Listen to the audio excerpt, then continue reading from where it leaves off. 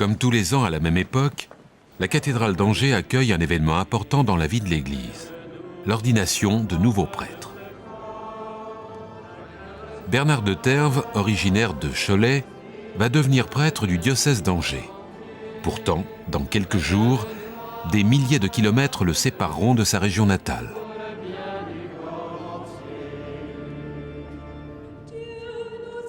Bernard n'exercera pas sa charge en France, mais en Asie. Depuis le séminaire, il a rejoint les MEP, la Société des missions étrangères de Paris, une institution de 350 ans qui développe en Asie les structures de l'Église, forme les prêtres et les catéchumènes. Sa famille déjà lui avait donné le goût des lointains et la passion de l'Asie. Et son séjour en Chine l'avait mis en contact avec la Société des missions étrangères de Paris. En choisissant de devenir missionnaire des MEP en Asie, Bernard de Terves a fait sien un credo formulé en 1659 dans les instructions faites aux tout premiers missionnaires en partance pour les royaumes du Siam et de Cochinchine. Ne mettez aucun zèle, n'avancez aucun argument pour convaincre ces peuples de changer leurs rites, leurs coutumes et leurs mœurs, à moins qu'elles ne soient évidemment contraires à la religion et à la morale. Quoi de plus absurde que de transporter chez les Chinois la France, l'Espagne, l'Italie ou quelque autre pays d'Europe? N'introduisez pas chez eux nos pays, mais la foi, cette foi qui ne repousse ni ne blesse les rites ni les usages d'aucun peuple.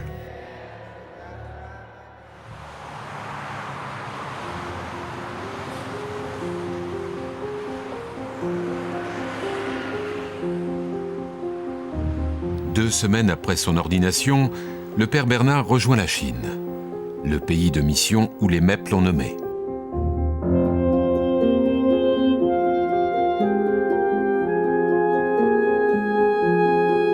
Premier contact avec Hong Kong dans les pas de son confrère Bruno Lepeu, qui depuis 10 ans est en charge de la pastorale dans les nouveaux territoires.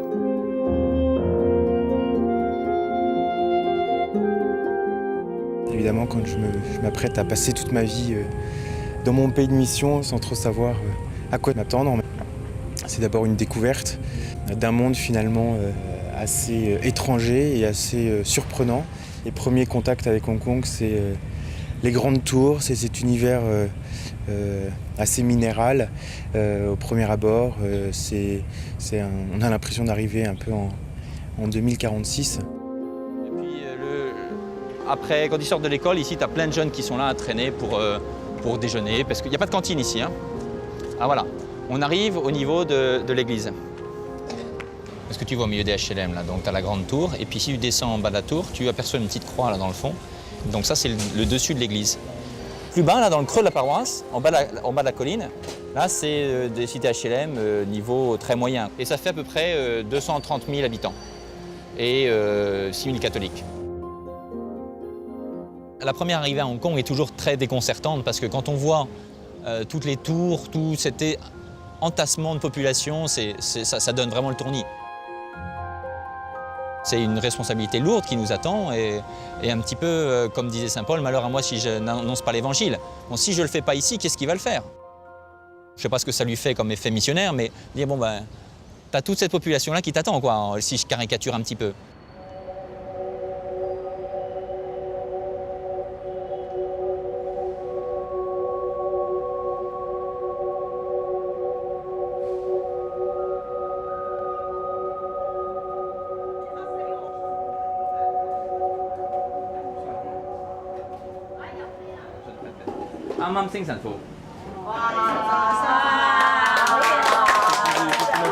Dire que tu viens d'être ordonné. Mon projet, c'est de faire tout mon possible pour devenir chinois avec les Chinois. Et je crois que c'est dans ce contexte-là que je pourrais sentir un petit peu les choses pour savoir là où je suis attendu, quoi, et là où je peux donner quelque chose de par mon expérience française. Il y aura sans doute aussi beaucoup de découvertes, mais ça c'est un petit peu l'expérience que je pourrais engranger au fil des années. Et puis on ne devient pas missionnaire d'un seul coup, quoi. On apprend d'abord à beaucoup recevoir.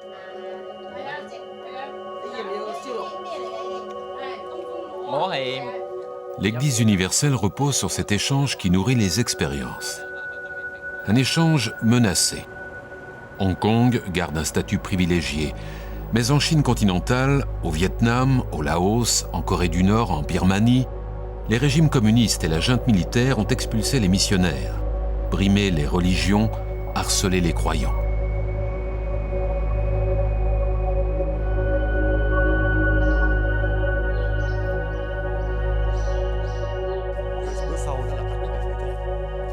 Aujourd'hui encore, les missionnaires sont persona non grata dans ces pays.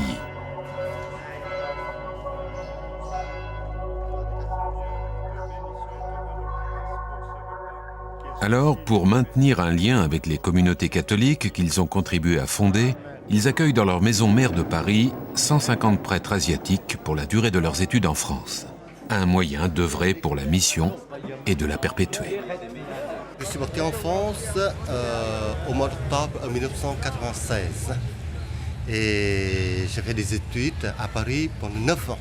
J'ai eu une chance d'être vécu de la maison principale des MEP parce que depuis une quinzaine d'années, les MEP aident beaucoup les églises d'Asie pour former le corps enseignant.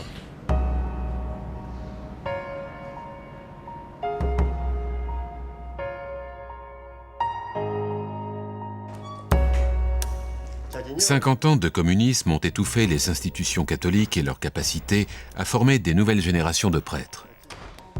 Au Vietnam, l'étau se dessert peu à peu, permettant à un nombre accru de prêtres de compléter leur formation à l'étranger. Comment se fait une recherche? Je donnerai des éléments, mais là, c'est la problématique. Et donc aujourd'hui, je pense que le moment historique où on analyse une situation, et je vais vous dire comment je l'analyse, notamment en partant de la pastorale, est un moment absolument décisif. Accueillir des prêtres d'Asie répond aussi au souhait de leur Église de les voir appréhender autrement l'Évangile, de les amener à se confronter aux mouvements de pensée qui traversent l'Église en Europe.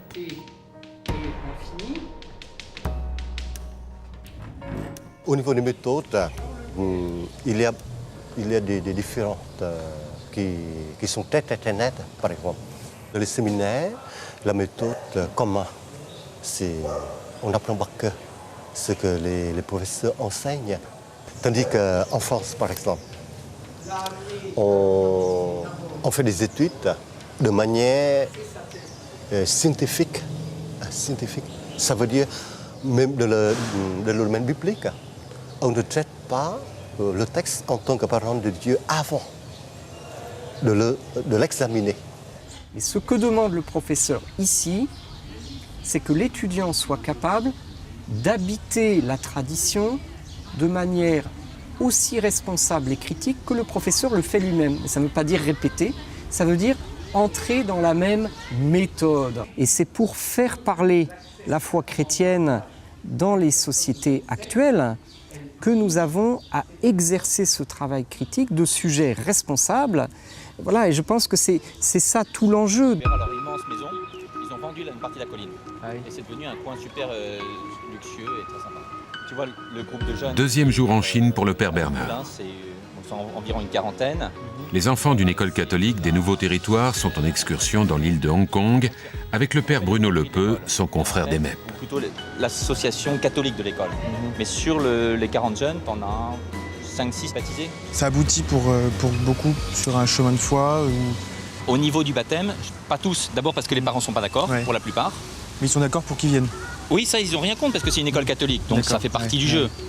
Mais le fait qu'ils soient baptisés, là, la maman elle est moins d'accord parce que quand je serai mort, qu'est-ce qui va faire les prières pour les défunts dans les rites bouddhistes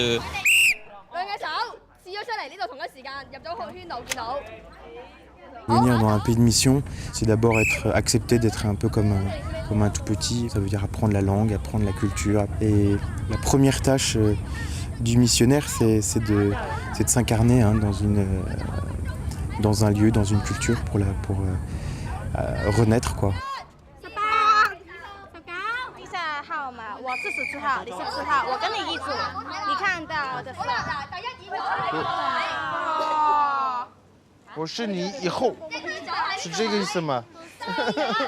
La règle d'or, c'est l'apprentissage de la langue.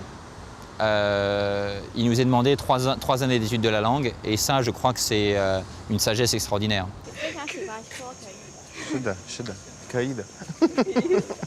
Ça nous oblige à ne rien faire, à ne pas accepter de mission, à accepter d'être celui qui apprend, qui écoute, qui reçoit, avant d'être celui qui donne.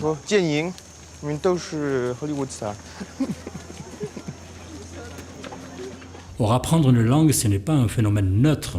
D'abord, ça prend beaucoup de temps, donc il faut un investissement considérable de la personne. Et puis ensuite, cette langue ne pense pas Dieu comme nous on l'a pensé jusqu'à notre maturité. Donc c'est évidemment quelque chose qui va poser question au missionnaire, qui va le forcer à faire un chemin spirituel très différent. À chaque contexte culturel se pose de façon immuable la question de la perméabilité du message de l'Évangile. Le père François Ponchaud des MEP anime le centre culturel catholique de Phnom Penh. Un lieu où l'on essaie de penser, de traduire et de représenter l'Évangile en khmer pour qu'il s'adresse de façon plus certaine à la population cambodgienne.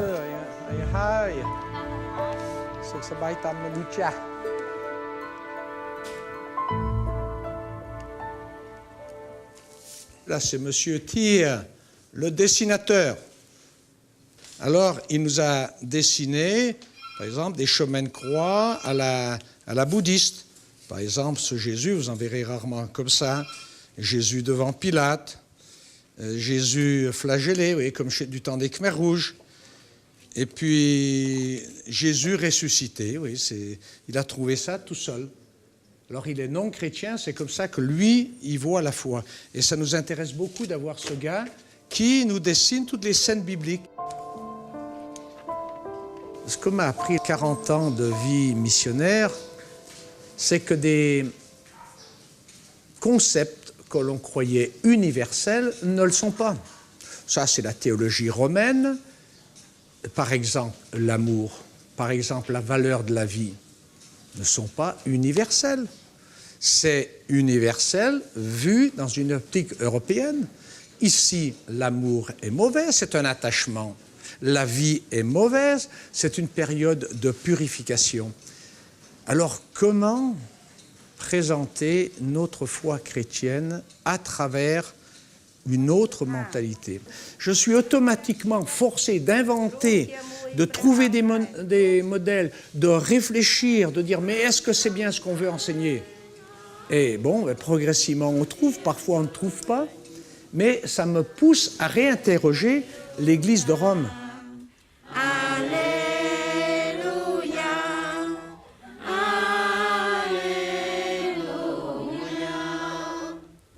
Vous voyez, il y a 3 ans, à Koh Pong Cham, on a réuni, le jour de la Pentecôte, tous les baptisés depuis 93. Ils étaient à peu près 120. Et on leur a demandé, depuis que vous êtes baptisés, à votre avis, quelle est la bonne nouvelle? Eh bien, ils nous ont dit, premièrement, depuis qu'on est baptisés, on s'est aperçu que notre vie avait de la valeur. Et ça, on le répète, je le répète tous les dimanches, notre vie a de la valeur. Ensemble, vous pouvez faire quelque chose. Parce que pour un bouddhiste, la vie n'a aucune valeur. Alors là, c'est s'acculturer. Notre vie a de la valeur. Deuxièmement, nous sommes aimés par quelqu'un, découverts d'un Dieu Père. Et pour les Cambodgiens, c'est énorme, parce que le bouddhiste naît seul, vit seul et meurt seul. Ben, si c'est ça la bonne nouvelle, je crois qu'on a réussi à apporter quelque chose d'authentiquement humain et donc d'authentiquement chrétien.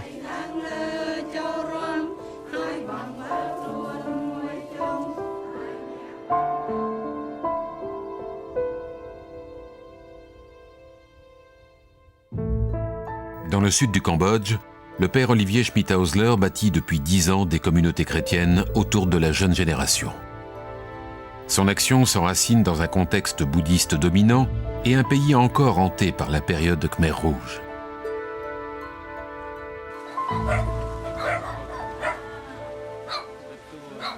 La plupart des parents, ils ont 40 ans Ils ont vécu cette période difficile des Khmers rouges, de la guerre, où ils ont appris à survivre, où ils ont appris à vivre au jour le jour. Et puis eux-mêmes, ils n'ont pas fait beaucoup d'études. Il y en a beaucoup, surtout parmi les mères, qui ne savent pas écrire, qui sont analphabètes. Et puis il y a cette nouvelle génération qui est en train de naître, qui reçoit finalement pas beaucoup de choses de la part des parents, parce que les parents eux-mêmes, ils n'ont pas reçu beaucoup.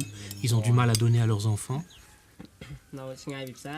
La famille, elle est bouddhiste, ça veut dire qu'ils vont à la pagode quand il y a des grandes fêtes, ou bien quand il y a 2 fois par mois des jours importants pour les bouddhistes. Mais quand je pose la question à la famille, au père, à la mère, qu'est-ce que vous pensez que votre fils aille à l'église catholique? La famille, elle me dit, pour nous, on est très contents, parce que finalement, qu'il aille à la pagode ou qu'il aille à l'église, on va aussi avoir des mérites.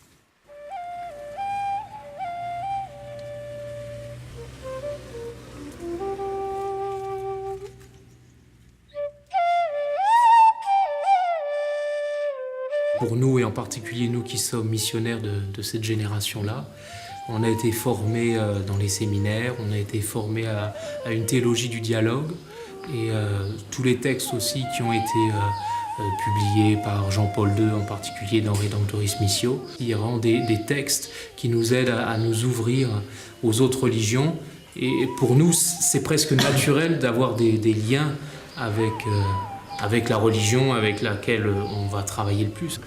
Il y a une religion ici qui est la religion bouddhiste, il y a la religion catholique qui est la mienne, que je viens annoncer ici, mais je sais aussi que j'ai à respecter la religion qui existe et les relations se tissent de façon assez naturelle.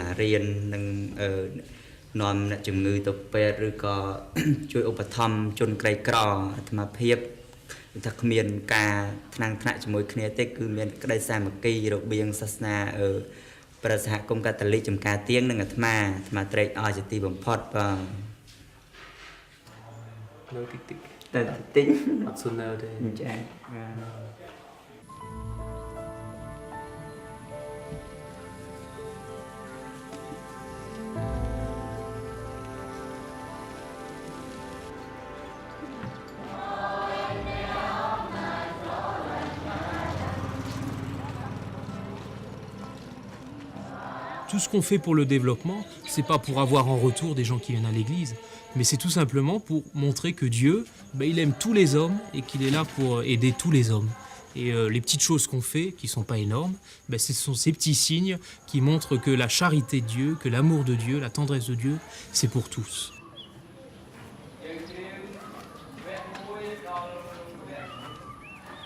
Ce village-là est assez exceptionnel, parce qu'actuellement, on a environ 120 jeunes qui viennent à la messe tous les dimanches. On a aussi une dizaine d'adultes qui viennent. J'assiste à la naissance d'une église. Et ça, c'est un grand bonheur, parce que, évidemment, venant de France, venant d'Alsace, d'une église qui est bien installée, d'une église qui a une longue tradition, ici, je vis dans une église qui est en train de grandir. Et puis ensemble, en fait, on essaye de construire sur la parole de Dieu une histoire, celle de Dieu.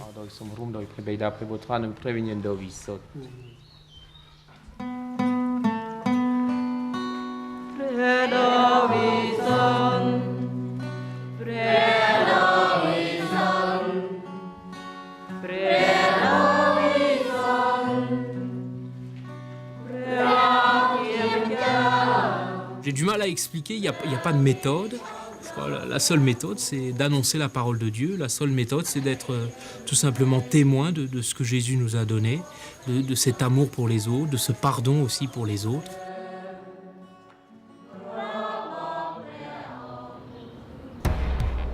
Dernier jour à Paris pour le père Vincent Van Ban. Sa longue expérience française s'est achevée par la soutenance d'une thèse de doctorat à l'Institut catholique. L'heure du départ pour le Vietnam a sonné.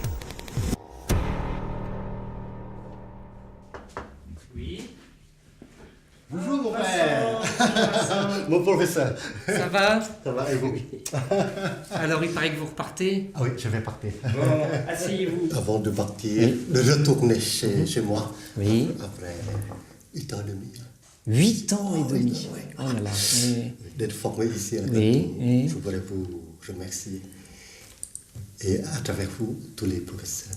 Ben écoutez, Grâce à vous, j'ai reçu une bonne formation. qu'est-ce que vous avez comme projet en repartant au Vietnam? D'abord, selon ce que mon évêque m'a dit, il faut rester en silence pendant quelques mois. D'abord. Ça, je me souviens, vous l'avez Oui, dit oui, un jour devant tous les étudiants et les enseignants. Oui, Ah oui, oui, oui. oui. Et vous êtes prêt à vivre le silence pendant une année? Oui, oui. Non, quelques mois. Quelques mois. Et après, Pour respecter les anciens. Oui, c'est ça. Pour voir comment vivre, comment faire, tout ça. Donc vous êtes la nouvelle génération des formateurs qui seront à la fois formateurs de prêtres et de laïcs.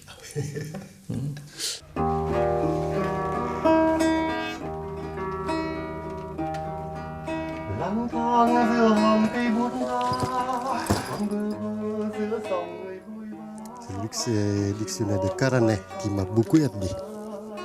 Le dictionnaire de philosophie. Tout le temps, la philosophie, la théologie, ça fait mal à la tête.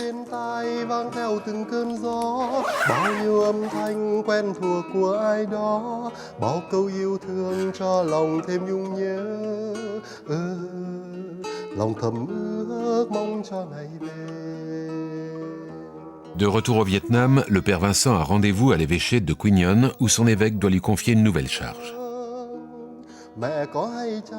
Il attend beaucoup de mon retour et il va me nommer comme professeur au séminaire. Et je vais travailler dans un centre de formation diocésain. Pour lui, c'est un travail important pour l'avenir de mon diocèse. Avant de prendre ses fonctions, le père Vincent retrouve sa paroisse d'origine à Thiroye.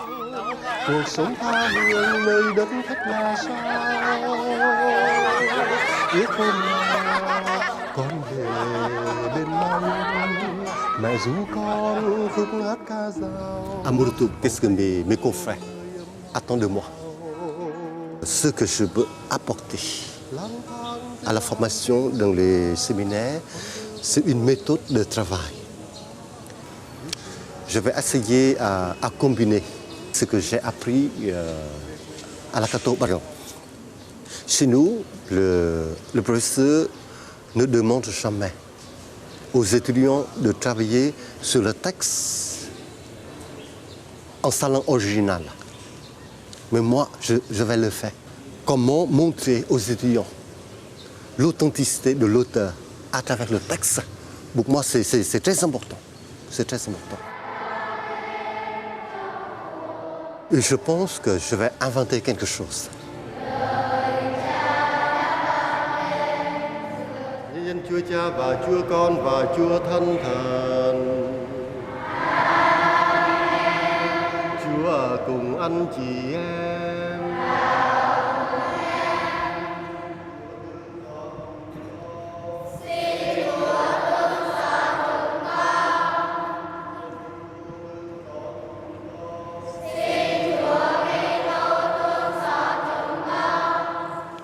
Avant mon débat, pour moi, l'église locale est très importante. Mais au bout de 9 ans, je pense que l'église locale n'existe pas tout seul, mais avec les autres.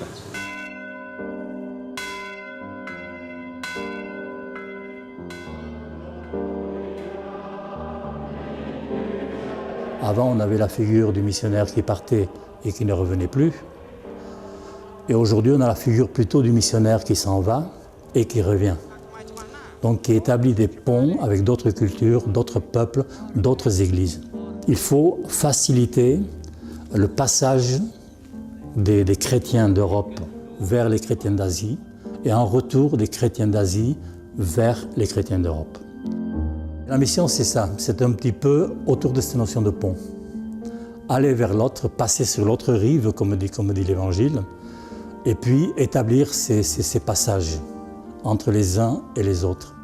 Et évidemment, nous croyons qu'à En établissant ces passerelles, ces ponts, eh bien, nous construisons d'une certaine manière la fraternité humaine, que nous construisons le royaume, qui est évidemment l'avènement de l'Évangile dans le monde entier.